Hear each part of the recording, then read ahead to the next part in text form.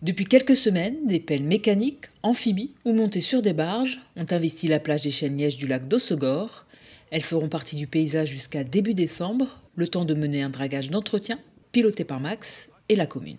C'est la troisième opération. Une première opération en 2019-2020 a consisté à un traitement curatif, puisque le lac était considérablement ensablé. La seconde opération s'est faite en 2023, où on a sorti 5000 m3, parce qu'en fait, il ne s'était ensablé que de 5000 m3 sur 3 ans. Et là, maintenant, on est sur une capacité de désensablement de 15 000 m3, puisque c'est l'ensablement qu'on a constaté donc, ces dernières années.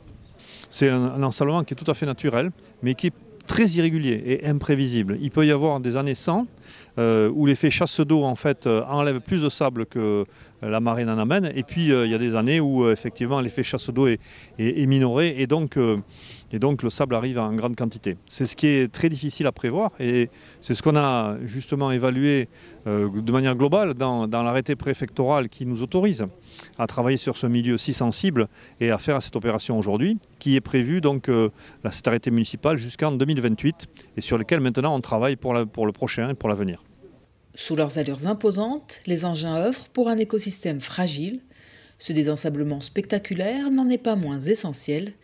Il vise à préserver la vitalité du lac et la richesse de son écosystème. Le lac est très important. Alors il est important pour notre village, oui, mais il est aussi important pour le territoire. C'est la raison pour laquelle Max a participé et je remercie l'ensemble de mes autres collègues maires qui ont voté ce budget-là. Ce qui est important aussi, c'est de faire en sorte que le lac soit complètement désensablé, ou en tout cas en partie, parce que sinon il viendrait à mourir et donc on perdrait un vrai joyau en ce qui nous concerne. Pendant 2 mois, les pelles mécaniques vont extraire le sable sur la partie sud du lac. Acheminé par canalisation, celui-ci sera réutilisé sur le littoral. Il y a 3 pelles qui vont sortir sur un tapis, le sable va retomber sur la plage, elle va être en plus étalée pour que ça soit plus clair. Ensuite, il revient dans un bac de décantation avec de l'eau et il repart sur nos plages océanes pour réensabler en fait les plages qui sont complètement abîmées par les vagues et par les tempêtes successives.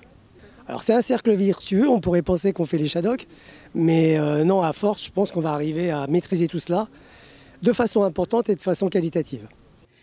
Les travaux doivent se poursuivre jusqu'à fin novembre, voire début décembre. D'un montant de 881 000 €, l'opération est financée conjointement par la communauté de communes Max et la commune d'Hossegor. Les 2 partenaires réfléchissent déjà à une solution plus régulière qui limiterait la présence d'engins sur les plages.